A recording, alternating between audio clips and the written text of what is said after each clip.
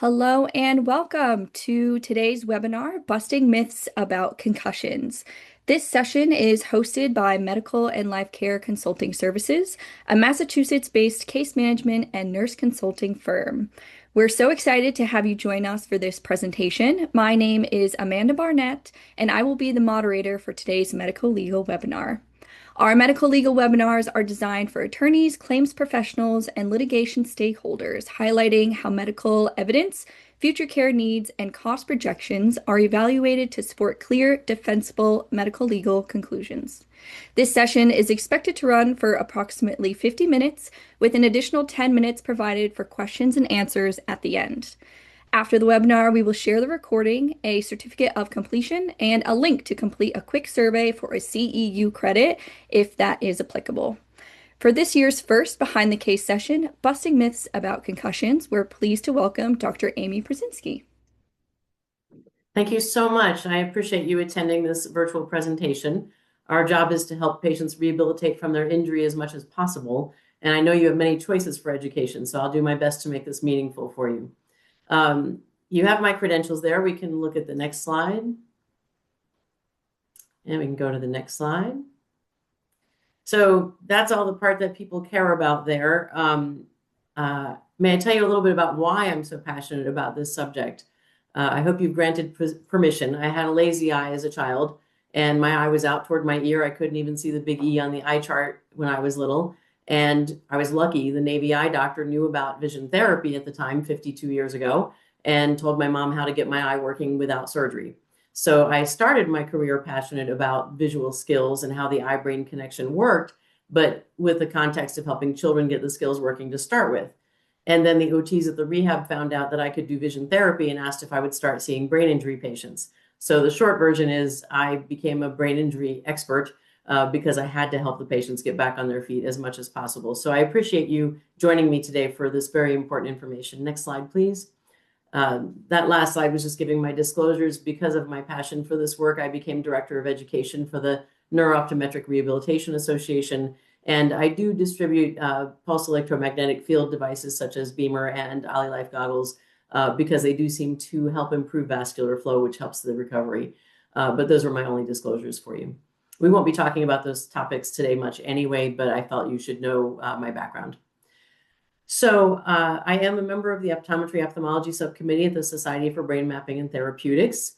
They're very passionate about helping the worldwide public health crisis with Alzheimer's, Parkinson's, and dementia, because we have younger and younger people being diagnosed, and we want to look at better ways of detecting it earlier and treating it to at least slow it down, if not stop it, if possible.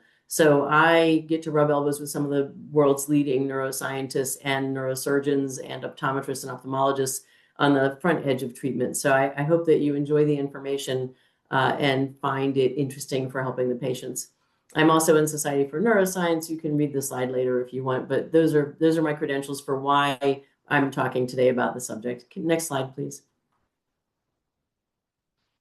So some of the common myths that I keep hearing about when I do depositions for patients and when I talk with patients in the exam room are going to be covered today, because I feel it's important that these patients are validated, that what they're experiencing is real, and there are things that we can do about what they're experiencing. So we're going to be covering some of these myths. Next slide, please.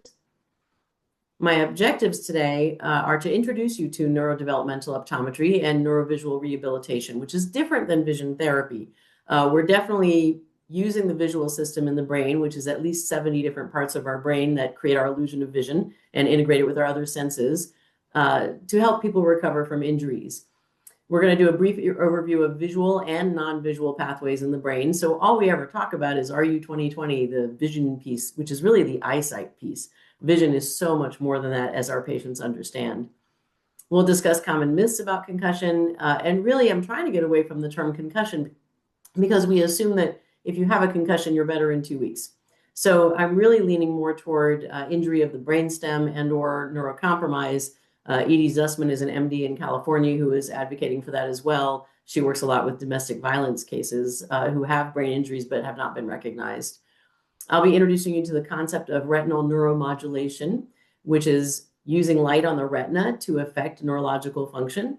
And we'll understand hopefully which patients may benefit from a neurovisual rehabilitation or from the evaluation to determine if they need it. Next slide, please. So which of these is a sign of a vision problem? I'll give you a moment to look at that. Next slide, please. And of course, the answer is all of them. Next slide, please. So all we ever talk about is RU 2020. And as those pictures may have gotten across, a lot of these patients are in pain. They may be dizzy. They may be sensitive to light. They may not be able to tolerate screens. They may not be judging distances correctly. And those are the things that we can help in our examination and treatment. So I have a patient for you here, which I chose purposely because she is complicated. She's not a trivial, simple case. And I wanted to highlight some of these myths and some of the information and what we can do about patients who are suffering this way. So back in 2019, this lady was at the store, blueberries rolled out on the floor, and she slid on them. She hit her head on the floor and was told that she reported not feeling the right side of her face and not hearing in her right ear afterward. She was dazed, and she realized, okay, that was a bad fall. But she didn't report a loss of consciousness. It's possible that she had no loss of consciousness technically, although cognitively, certainly she was disturbed. Next slide. A few days later, so not right away, the right side of her jaw was very painful. She didn't connect it to the fall. She just woke up with worse pain on the entire right side of her head. She thought she may have an ear infection, went to the urgent care doctor who said, yes, you have an ear infection, and put her on an antibiotic. Now, this lady is particularly complicated because she's also sensitive to many, many medications. She gets side effects for many things. Next slide. So she tried to go to work, being the tough girl that she is, and reported everything started spinning. She started vomiting. She couldn't stand straight. She managed to get home, although I don't necessarily recommend people drive that way. And I myself have suffered vertigo in the past, and it's really a miserable thing if you've never experienced it. So she went to bed with nausea medicine. I'm not sure what she thought was happening, but thought she might get better that way. Next slide. The next day, she contacted her primary care doctor, who told her to go back to urgent care. Her ear was red and inflamed. She was told again it was an ear infection, and she went home. But all of her symptoms worsened. She could not walk straight. The pain was so bad, they sent her to the ER by ambulance with extreme dizziness. Next slide.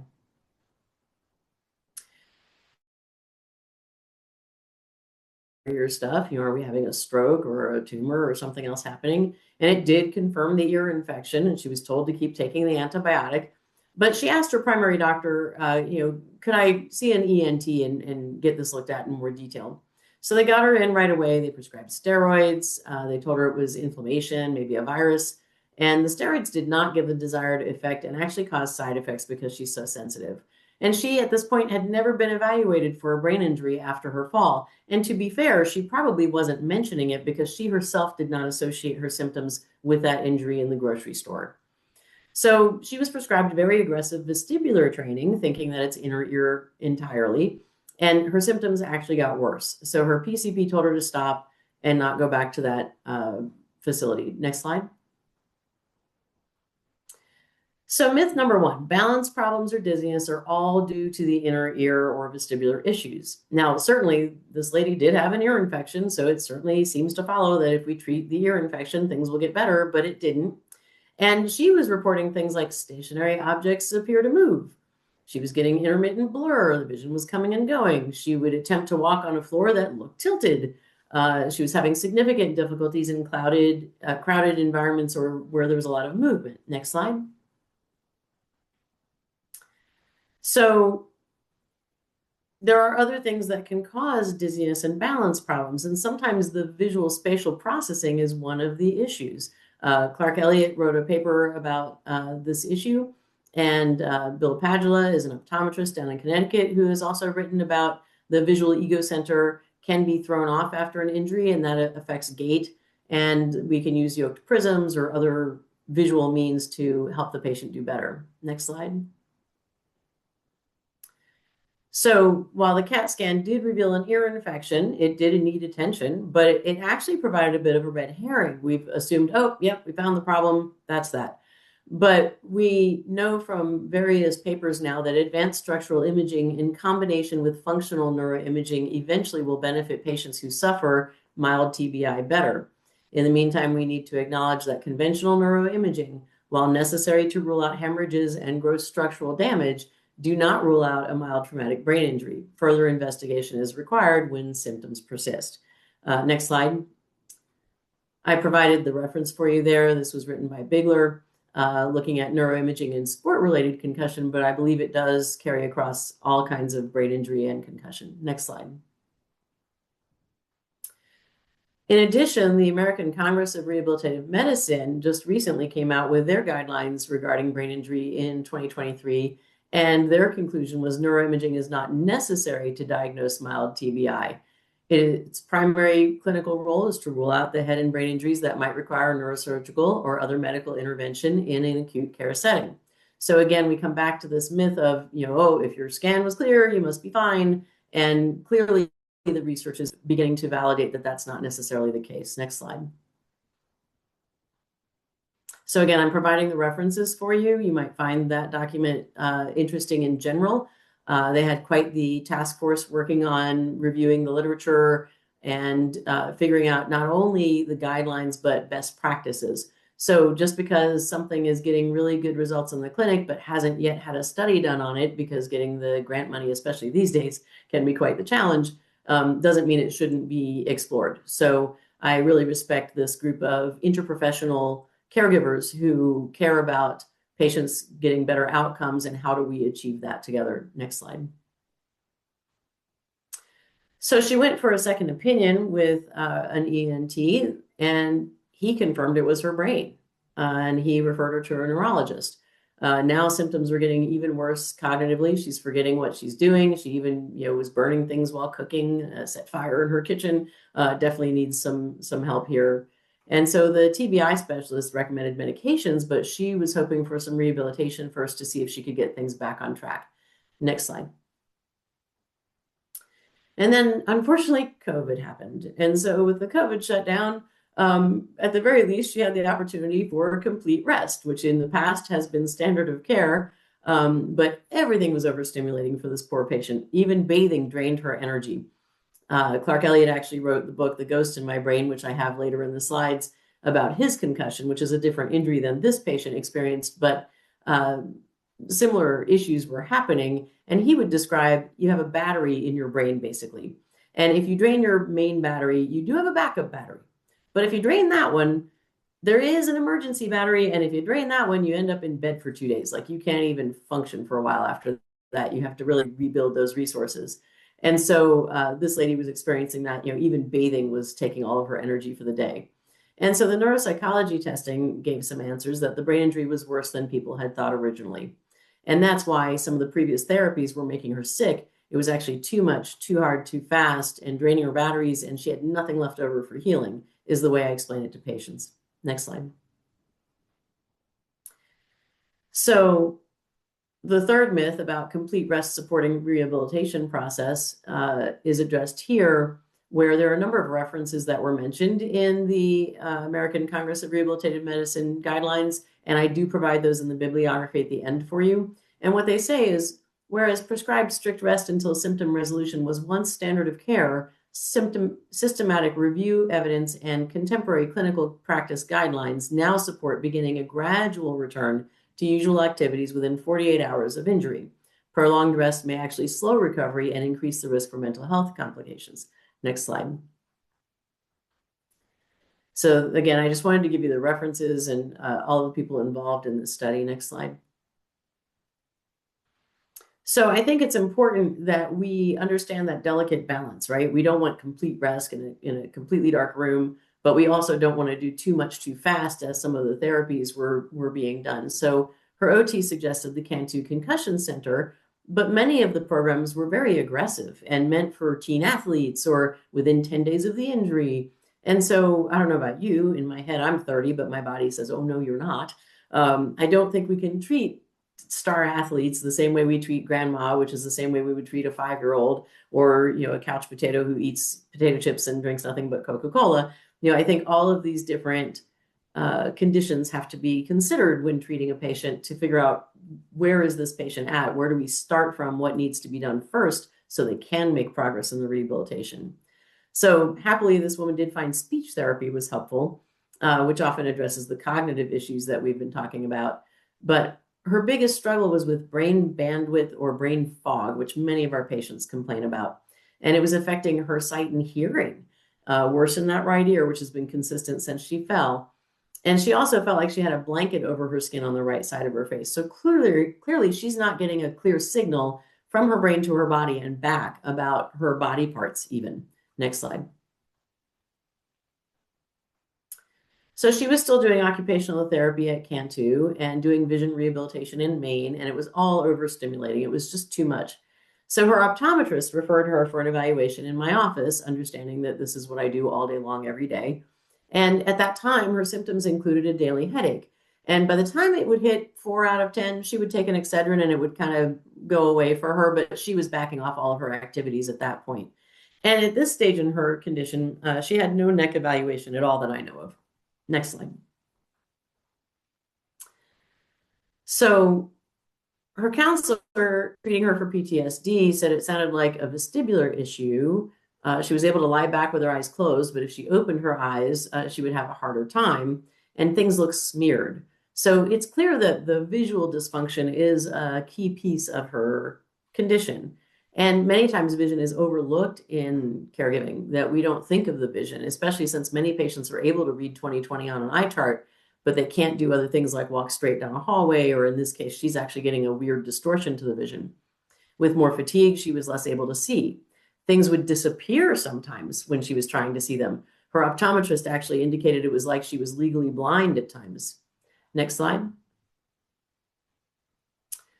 So what's going on here?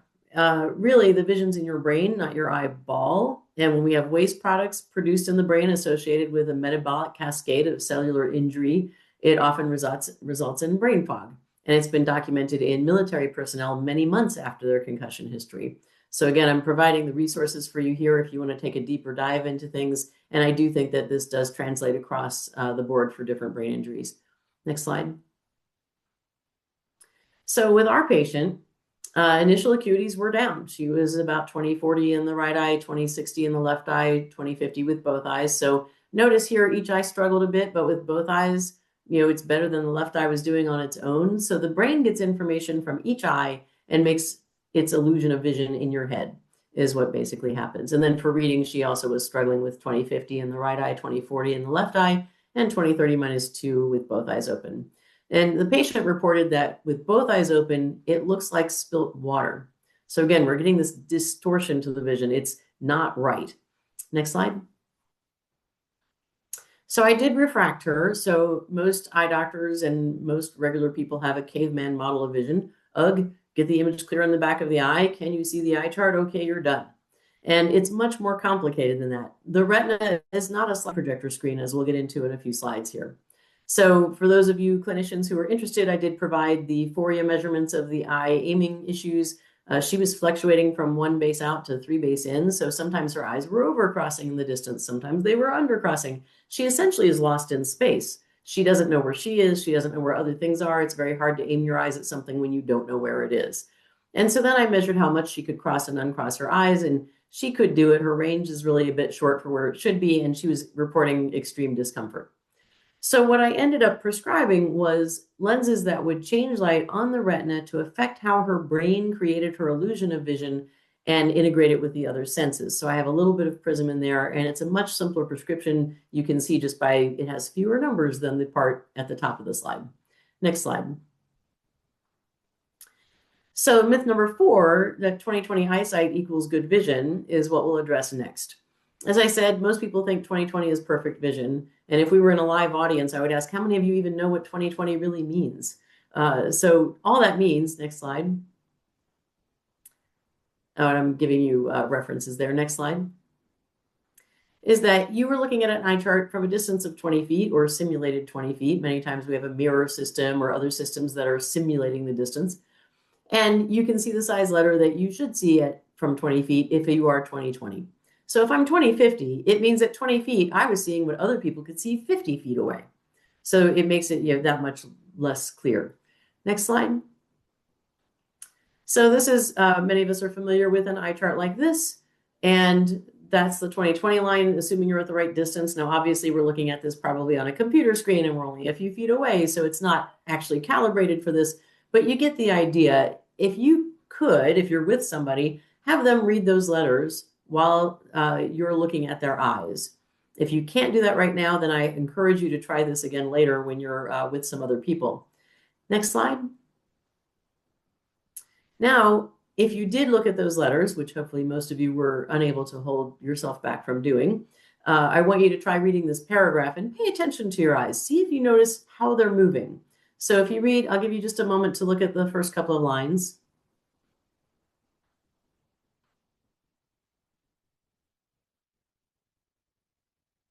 Do you feel your eyes moving more than when you were just looking at the letters on the eye chart?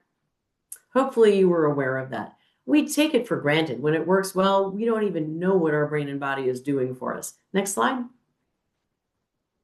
So if you compare how much your eyes were moving just looking at those letters, next slide, with how much they were moving with the paragraph, hopefully you're noticing what I'm wanting you to notice. Next slide. Do you really think that test is sufficient to test for all of the visual skills required for reading and other activities of daily life for that matter? Driving, walking down a hallway, that kind of thing. And of course, the answer is no. Next slide. So many of us were taught that the eye works like a camera.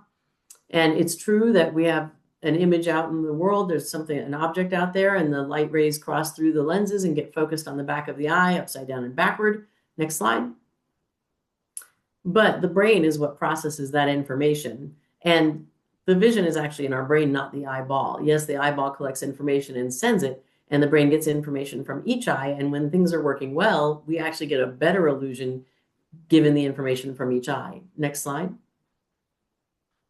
But the eye is an extension of the brain that can be much more easily examined than the brain itself. So for those of you who are clinicians from your embryology, you know that the eyes grow out of the neural tube, which becomes our brain and our spinal cord.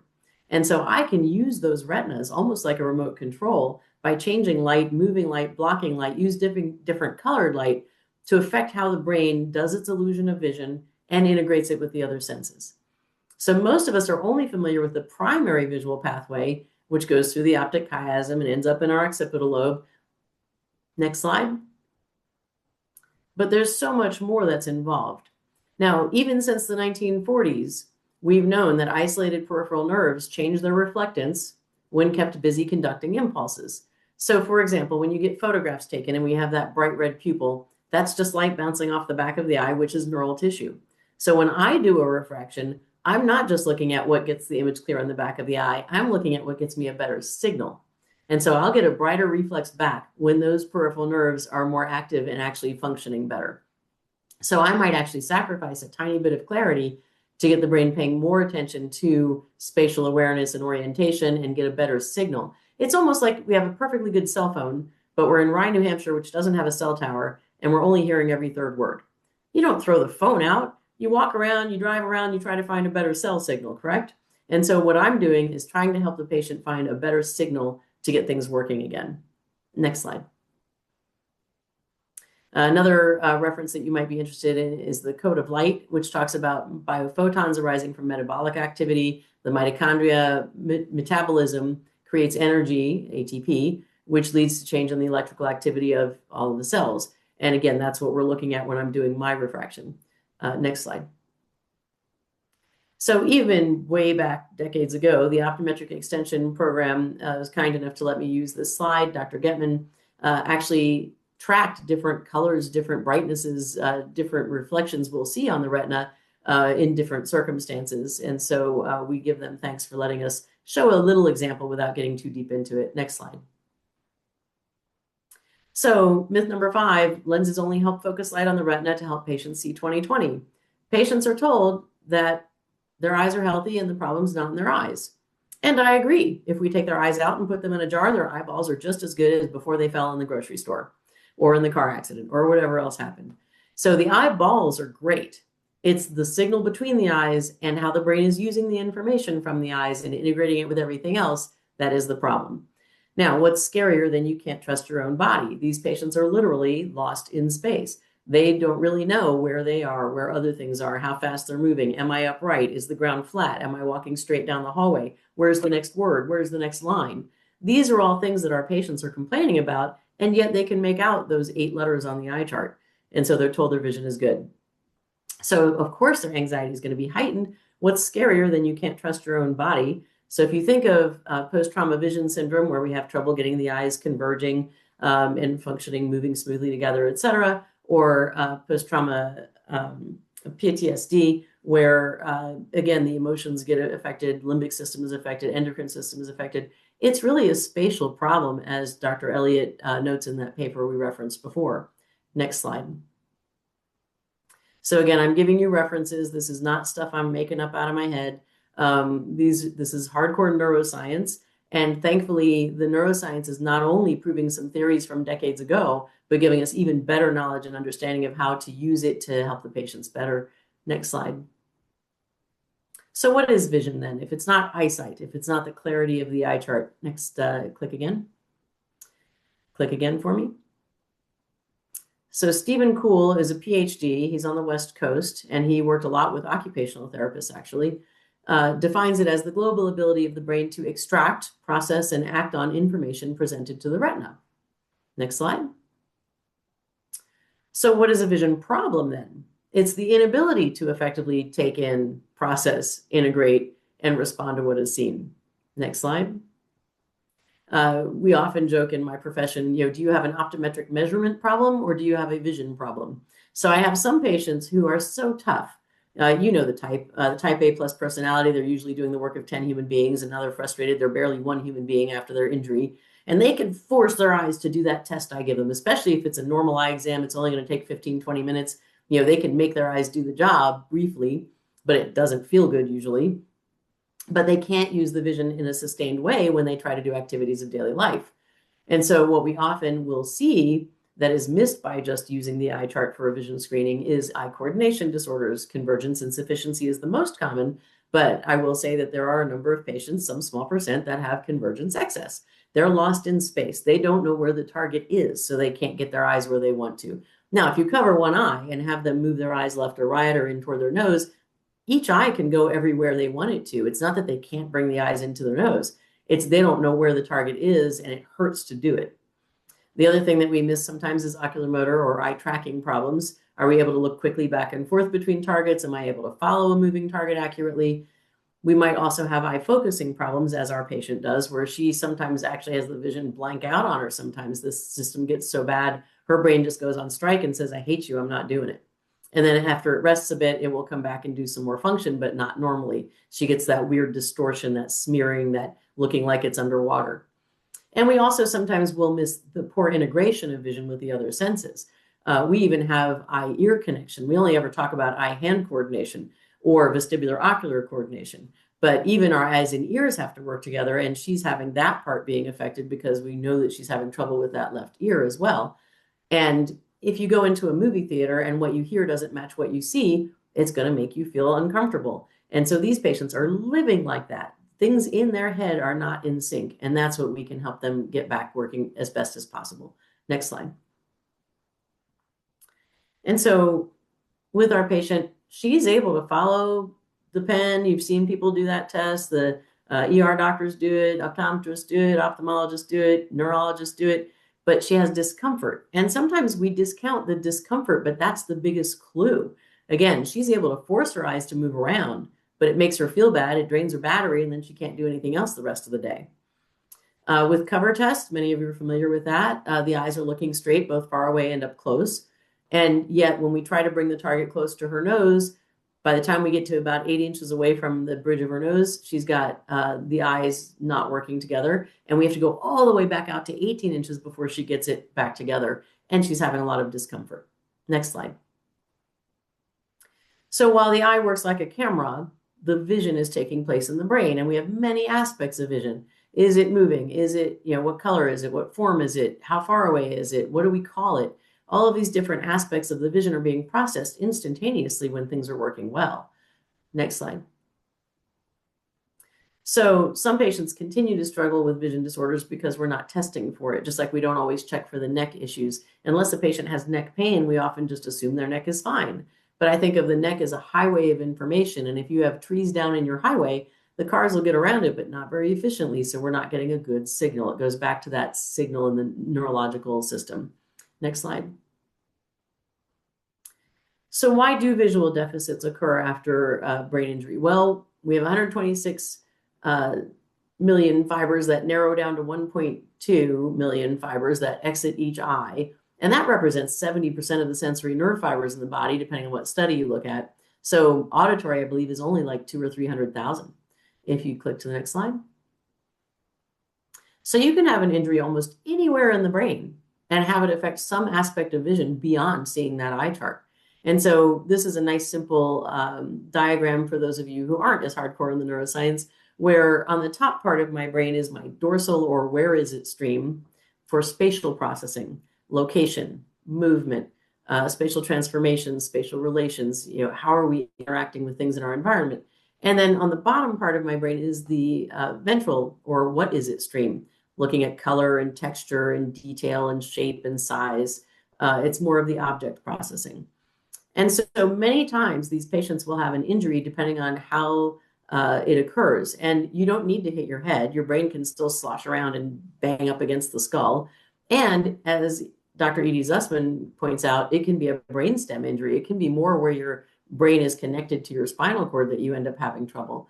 In the midbrain, we have superior colliculus. We have a lot of the non-image forming pathways going through there, which are very, very important in our orientation. And so we need to look deeper than did we hit the head? Did you lose consciousness? It's very important that we look at the entire picture. Next slide. So again, just to go a little bit deeper without getting too deep in the sight forming versus non-image forming pathways, I've got a reference for you there if you want to read a little bit more about that. Next slide. Essentially, there is a very small percentage of cells, about 1 to 2% of the cells in the retina, called intrinsically photosensitive retinal ganglion cells that respond to light but don't do vision. In fact, some of my testing I do with the eyes closed, affecting light through that closed eyelid, which totally freaks people out. Credit to Dr. Deborah Zielinski out in Illinois. She's been going to neuroscience conferences since the mid-'80s when neuroplasticity was first accepted, and has an intimate understanding of the neurotransmitters and the biochemistry of the retina and how it's causing these different signals to happen. And so this is just a brief, quick diagram of that non-image forming pathway for you. You can get deeper in if you want. Next slide. So again, a nice simple diagram for those of us who aren't as hardcore into the neuroscience. The occipital lobe is mostly that detail, contrast, shape, color processing from the macula. So you've heard of macular degeneration. That's less than 10% of your retina. In the middle temporal lobe, we've got motion perception. We've got the parietal lobe helping us with our visual spatial map, visual attention, some of the eye movements. We've got the frontal lobe also contributing to eye movements and eye movement planning. We have the inferior temporal lobe helping with object perception. We have the midbrain for visual orientation and eye movements, and the brainstem helping with eye movements, integrating with the vestibular input. Cerebellum is also helping with eye movements there. Next slide. So how does this information affect our patient care and rehabilitation? Well, light matters. And again, I've talked about this caveman model of vision that many of us were taught. And again, at the time that it was discovered, that was frontline stuff. That was exciting and new. And it was something that gave us a way of measuring, quote, vision.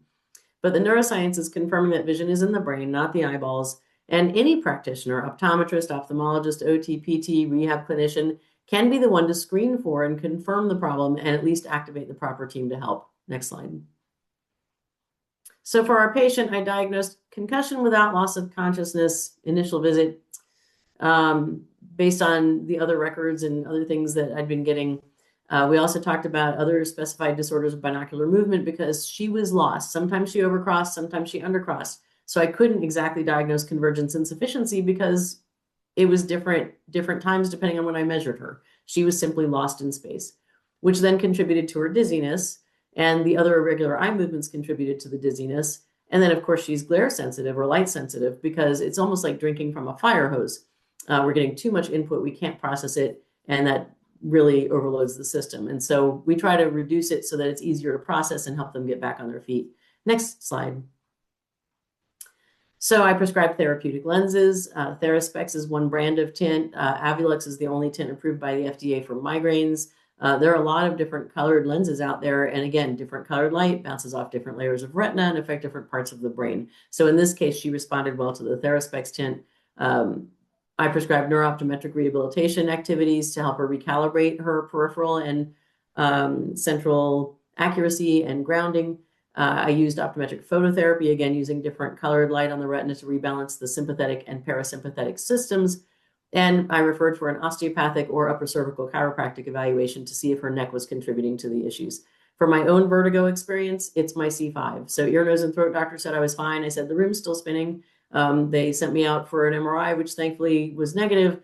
And for me, it happened to be a chiropractor that resolved my issue. Next slide. So again, I just want to emphasize the central part that does the can you read the eye chart part is the yellow part of this diagram. Just to let that sink in. The blues and the grays, that's your peripheral awareness. That's where am I, where is it, how fast are we moving, that kind of information. And we need the brain paying attention to that as well. Next slide. So when we have bad brain signals and interpretation, we're going to end up with post-trauma vision syndrome. We often see the eyes are not aiming together. We're not focusing well. We're not converging well for the up-close tasks. We have a poor blink rate. We might be teary because we're dry, and so we're trying to get more water in there. We're light sensitive and sound sensitive. Next slide, please. So eyes have to point to the same place. Hit the next arrow for me. When it's not working well, we get a confusing visual image. It may or may not be double. Some patients won't tell me that's double. They'll tell me it's confused. So I don't know exactly what's ending up in that patient's brain, how they're perceiving it. I just know it's not normal. Next slide. So again, I've got some references for you here. And the conclusion is vision diagnoses are prevalent in adolescents with concussion and include convergence insufficiency, accommodative disorders, and saccadic dysfunction. And so again, in this study, they happen to be studying adolescents, but I do think it is true across the board for brain injury. Next slide. So the neuro-optometric vision evaluation includes a more in-depth visual skills evaluation, including ocular motor function, and I repeat tests to determine how fatigue affects it. So somebody might be able to do my test in the normal range the first time we do it for 3 seconds, but then if I continue to repeat it over time, we may find, oh, okay, now I see what's happening. It's really falling apart. Next slide. So this is one way we can measure it. And again, I'm not promoting any particular brand. This happens to be the right eye, which is the silliest name for a test ever, I think. What about the left eye? Or is it the correct eye? I don't know what that means. But on the left, we have one of the early measurements we did for this patient. And we can see on the right column there where it says fixations, the right eye is in the middle of the bullseye some of the time, but we see it's really spread out. She's really moving the eye up and down, trying to find where that target is. And she's correct most of the time. But that left eye is actually too low. And it's kind of doing almost an upside down U shape. It's really confused about where that target is. So both eyes are fighting, fight, fight, fight, fight, fight. It's like a constant tug of war fight trying to get the eyes together. Now that's our neural integrator and our brainstem doing that job.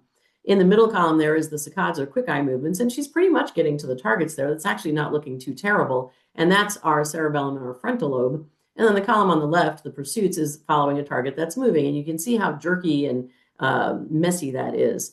And not quite on target. The later measurement on the right is still not perfect. Both eyes are not perfectly in the right spot, but I purposely chose this for you to show, look, both eyes are at least more level. One eye is not that much lower than the other. And if anything, she's overcorrected a little bit too high with that left eye, but it's cleaning up. It's getting better. The side-to-side movements are even better, and the smooth eye movements are still a bit jerky, but better than they were. And so we're going in the right direction. We know she's responding to the treatment. Next slide. So Dr. Mickey Collins down at Pittsburgh has defined 6 types of concussion: cognitive, fatigue, vestibular, which in this case, I think the dizziness is a big part, ocular motor, I think that's a big part for this patient, migraine, anxiety, and neck cervicogenic. Next slide. So if you can get that video going for me, this is a patient, different patient than the one we're talking about, but I want you to watch how she walks down the hallway. This is without me doing anything to help her brain figure out where she is and is she walking straight. And then I'll have her come walk back to us. She's almost like that drunken sailor. How many of our patients have described that? Next slide. And now I'll give her some prism assistance. I'm literally moving light on her retina using a prism in this case, although I have many tools in my toolbox, tints and different prescriptions. But she's not perfect. It's not going to immediately cure her, but she's definitely more confident and she's not weaving around as badly. So I can at least give these patients some relief right away. And the more work I can make the lens do, the more energy her brain frees up for healing. Otherwise, her brain's wasting most of its energy just operating her body. Next slide. So a lot of patients ask me, can I drive? Hit the arrow for me there. It's like, I don't know. Can you drive? What are you seeing? And so that's where we have to do the evaluation and get a sense of, okay, how bad is your spatial awareness? Next slide. So implications of post-trauma vision syndrome affecting movement. We get increased abnormal postural tone, which reinforces overfocalization. We get too wrapped up in exactly what's in front of us. When we're in our sympathetic nervous system, our fight or flight mode, I'm only paying attention to the bad guy in the back alley. I'm not paying attention to whether it's sunny or I'm on pavement or grass or whatever. I get very focal. And so that then interferes with my perception and fluid motion of things around me. Where am I? Where are other things? So this is why we now know we don't want to do pencil push-ups or Brock string, certainly not right out of the gate, because that's too focal. We need to activate that dorsal stream and get the where is it working better. Next slide. So teamwork is required. I work very closely with my local OTs and PTs and speech language pathologists and neurologists and chiropractors and osteopaths and any nutritionists. We need to get that foundation working. So when cognitive issues are lingering after injury, it's showing up as an unresolved visual vestibular issue. And the anxiety trajectory is showing as a consequence of these issues because the patient's lost in space and it's scary. And many times the neck is part of the problem. Next slide. So in 3 months after our treatment, and she's getting osteopathic manipulative therapy, it's helping. Her headaches are improving. Ice packs are helping. The eye pain's improving. The optometric phototherapy is using the different colored lights on the retina to help balance that sympathetic parasympathetic response, and her dizziness is reduced. Next slide. So her visual acuity is normal at this point. I figured you didn't need to see a bunch of 20/20s on there. She's still getting some nausea with the eye movements, but it's not as bad as she had been at our first visit. She's now able to get that target all the way into her nose for a near point of convergence, but it's uncomfortable. Her eyes are still straight, far away, and up close when we test it with the cover test. Her phoreas and vergences, the amount she can cross and uncross her eyes, is still not perfect and still uncomfortable, but we know she's responding to the treatment and we're on the right track. Next slide.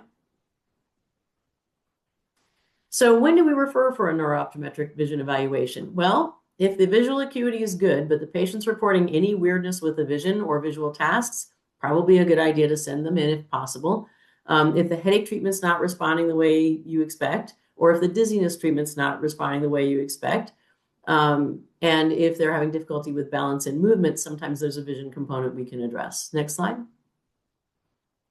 So any eye turn or unexplained decrease in vision is definitely something that would prompt a visit. If you suspect a concussion or a neck injury, that is often good to have us rule it out and see if the vision function is a problem. And if there's a head turn or tilt that's not responding to other treatments, even if there's no obvious eye turn. Next slide. So while the vestibular system is important in organizing balance and posture, vision is also providing a stabilization of the vestibular system. They work together. And so the visual process provides organization of spatial information, which serves to inhibit vestibular stimulation when it's overstimulating things. And it occurs through the output from the superior colliculus to the thalamus, cerebellum, and to the inferior colliculus for the hearing piece of things. Next slide. So my tools include optometric phototherapy. I can use different prescriptions. So I might modify the glasses prescription like I did in the case with this patient, where it might not be crystal clear 20/20 sharp vision, but the patient feels better, their spatial orientation is improved, they're less lost in space. I can use prisms to help with that. I can use tints. I can block some of the light using occluders. We obviously do visual rehabilitation activities to help the patient recalibrate where they think things are in space. And there's also a multisensory reset therapy that can be done. Next slide. So this is Dr. Elliott. He's a PhD. He wrote The Ghost in My Brain. I highly encourage you to explore that. It's on audio. You can listen when you're commuting or working out. Next slide. And we have Norman Cousins giving us the quote here from 1964. People are in constant autonomic nervous system regulation, which wreaks havoc when disrupted. Our minds can make us well, but also make us sick. So when that sympathetic parasympathetic balance is not where it needs to be, we're not inhibiting the sympathetic response enough, the brain freaks out because it thinks it's always in danger. And we need to be in balance. We don't want to shut off the sympathetic nervous system, because if you are going to fall down the stairs, I want you able to grab the railing and save yourself. But we do need to have it in balance so we can function properly. Next slide, please. So I know that was a lot of information really fast. I hope you found it interesting, if nothing else. And I hope it maybe gave you some things to think about with some of the patients you may work with who don't seem to be getting better and might having a little missing piece of the puzzle in their care.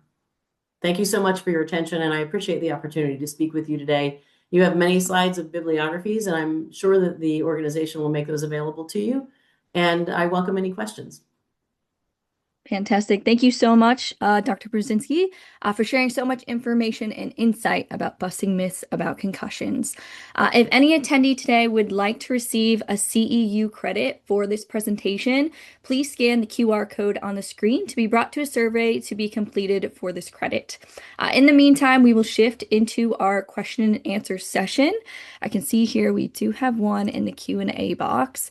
I think somebody was just asking who is... I might butcher these names, sorry. Haglund, Ojemann, and Hochman. So who are those people? So now you're making me go back in my archives. I believe those were early neuroscientists, and I think they were doing animal studies at that point, but I would have to look up the reference again. I apologize. Okay, great. I might just wait one more minute to see if anybody else has a question. Was there anything else you'd like to sort of dive in deeper while we've got a couple extra minutes, Dr. Pruszenski? I think that I'm a big advocate for interprofessional care, so I encourage any and all of you to look into the American Congress of Rehabilitative Medicine as a resource. The Neuro-Optometric Rehabilitation Association is a great resource for interprofessional care. I think that it's important that, I'm not an OT or PT or speech language professional, but I know when to call them in on the team, or nutritionists. So the foundation I often work with first for patients is, are they sleeping enough? Because that's when we heal. Are they hydrating enough? Our brain is mostly water. Next big ingredient's fat, believe it or not. And so if we're not getting enough healthy fats, we're not getting the building blocks we need. And if we're eating too many of the foods that cause inflammation, it's certainly not helping the effort to heal. So sometimes I'll have patients try to reduce or eliminate gluten, sugar, and dairy as much as possible. So I think that as far as a foundational basis for rehabilitation, those are things that we want to look at, is sleep, hydration, and nutrition. Dr. Pruszenski, this is Cindy Borbo here. I'm having all kinds of technical issues, so some of the questions are not getting through. Can you tell me what order should treatment be done in? Like, what should be done first? That's a good question. I suppose it depends on the case. I think that the most important thing, of course, is ruling out scary stuff, right? We want to make sure there's no bleeding, there's no damage that requires neurosurgery or any of that. And then once we get past that barrier, I'm a huge fan of osteopaths and physiatrists who can take like the lead on the treatment team as far as understanding the big picture and all of the different elements that need to be addressed. So for me, that's where I get a lot of my referrals, is physiatrists, osteopaths, neurologists, PCPs sometimes. OT and PT and speech are always on top of things like, oh yeah, I think this is a vision issue.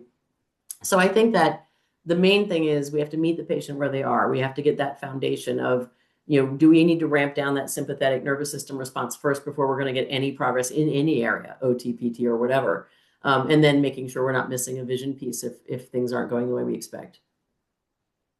Great. And another question that came through is, what kind of exercises do you recommend? Can you give us examples of exercises? Sure.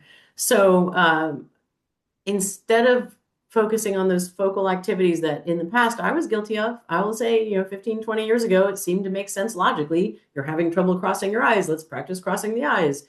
Really, it's more they don't know where this target is.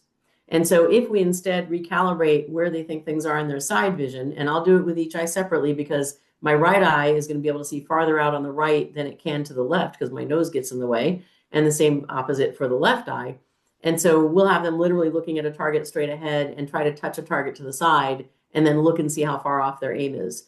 And then once they get that calibrated, we're okay, I know exactly where that is in my side vision. We move it farther and farther out into the side vision, for example, is one simple activity that many patients will start with just to get their map recalibrated.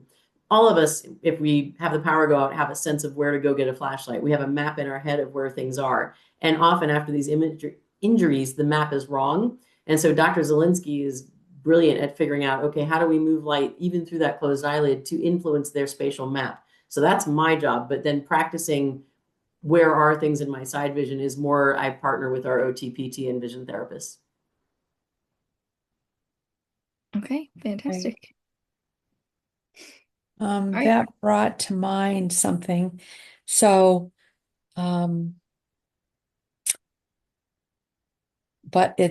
I think that you've already answered that question, so I guess I won't ask it again.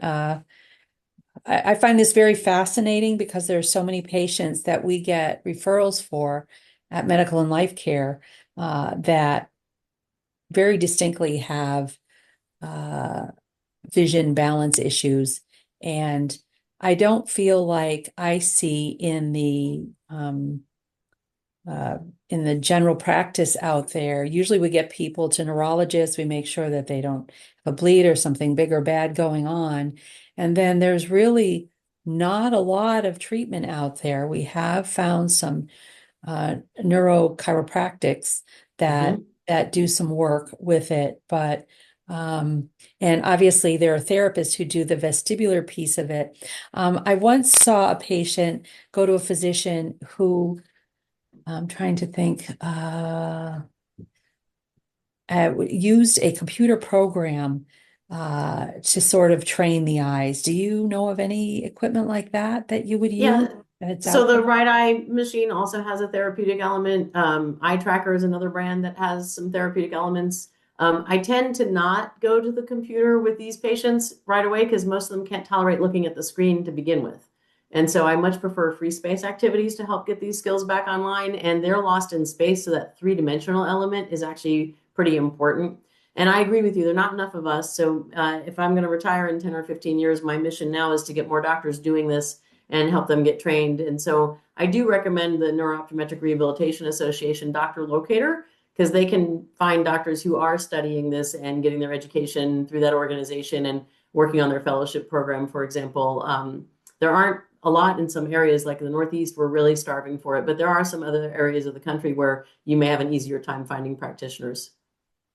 Well, I think this is fascinating. I think what you do is fascinating, and I've seen you with a patient, and I do feel that it can be very beneficial for the patient, depending on their level of injury. In any level of injury, actually, it can be beneficial. So I can't thank you enough for doing this talk today. This was great. Thank you so much. I appreciate the opportunity.